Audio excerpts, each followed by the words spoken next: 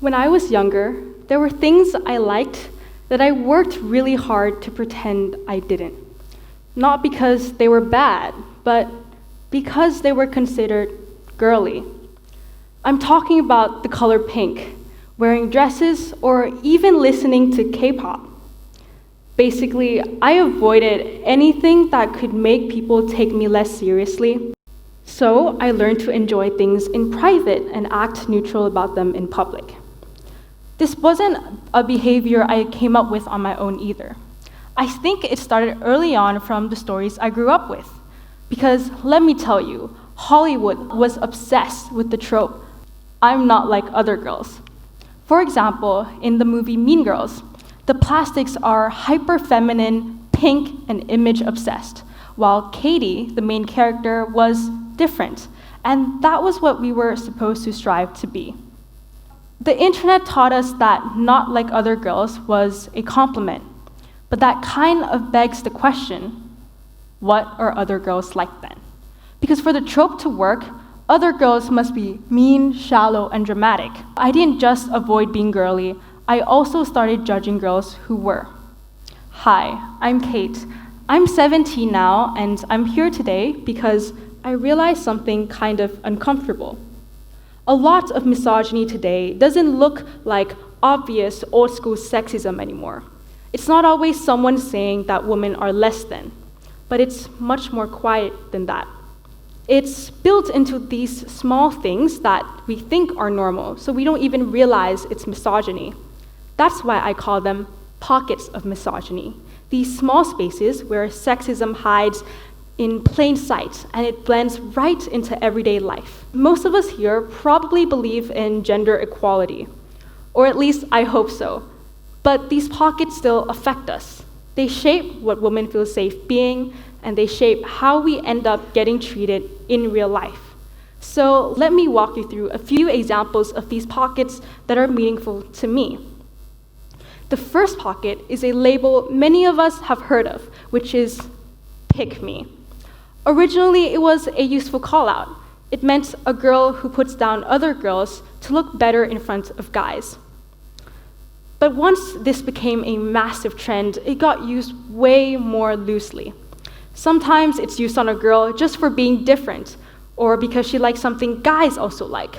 Sometimes it's used because she's friendly, or simply because someone doesn't like her. It replaces thinking, and instead of asking, is she really putting other girls down? We skip straight to, she must be doing it for male attention. And it's even worse when girls say it to other girls because it doesn't seem like sexism. It seems like accountability. But it's not accountability. It quietly pits women against each other, and we've been trained for this by the media for years. Movies and shows always portray two women as rivals, or two girls fighting over one guy. And this is internalized misogyny because it becomes an automatic way for girls to judge other girls through a male lens and make it seem like everything we do is about men. And there's a really annoying paradox underneath all this. As a girl growing up, you believe that if you're too girly, people will take you less seriously. So you try to prove that you're not that. You try to be more chill, you lean into sports or guy stuff, just to prove that you are competent. But at the same time, the moment you do that, you also get hit with the label, pick me. And you get judged both ways. And this becomes a pocket because it turns being a girl into a no-win situation. But these pockets don't just exist online, they also show up in real life, such as the pink tax. The pink tax is a pattern where products marketed towards women are priced higher than very similar products marketed towards men. For example, you'll have men's razor and a woman's razor, and the woman's razor will always be more expensive. And when companies try to explain this, they'll say that the woman's version is more premium. But the real differences are purely marketing. The point here is that women's becomes a category where higher pricing is easier to keep. And it works because women often face more expectations to maintain themselves. smooth legs, neat hair, or looking presentable. And these products start to feel like a requirement. So this means that more time, more money, and more mental energy gets spent into things that guys just don't get judged for as much. And this is a pocket of misogyny because it makes being a girl even harder. The next example is healthcare. The gender healthcare gap is about what medicine has historically treated as the default. For a very long time, research and testing was built around male bodies and male patterns. Even though this is changing now, a lot of the assumptions and training don't change overnight. And according to the UK's National Heart Attack Registry, women have a 50% more likely chance of getting the wrong diagnosis after a heart attack. And this is because heart attacks in women can show up differently than the classic version people picture. The classic version is sudden chest pressure with left arm pain. Women can have that, but they're also more likely to have less specific symptoms.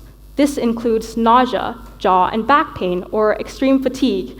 And when clinicians are trained on patterns based on male bodies, they're more likely to dismiss these symptoms as non-urgent, like stress or anxiety. This means that women get delayed tests and treatment that could be life-saving. And the same pattern also shows up with pain. A 2024 study using emergency department data reported that women were less likely to receive pain medication because even healthcare professionals have their own biases. And when pain is underestimated, this can lead to women getting delayed tests and treatment, and it can affect how seriously their case is taken or how much follow-up is done. And this is another pocket because it's a recurring bias. It has real consequences.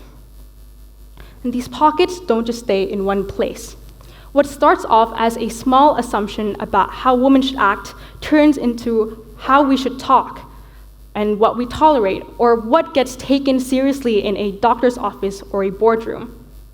And the most difficult part is realizing that we're often living in two worlds at once.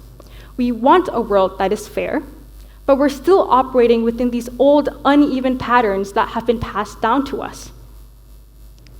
We need to recognize that we don't need to be perfect, or we don't need to wait until there's no more biases left. But the goal is to recognize that when we feel that internal pull to judge someone, or when we see a pocket that seems normal, we have a choice. We can either let that script continue to run, or we can choose to pause. Many of us here will be going into fields like medicine, law, or business. We will be the ones deciding what gets treated as the standard and what gets ignored. And if we want to move forward, we have to come to terms that the world is currently out of sync. But we can change that. I think back to when I was younger, trying so hard to hide something I loved just to be taken more seriously.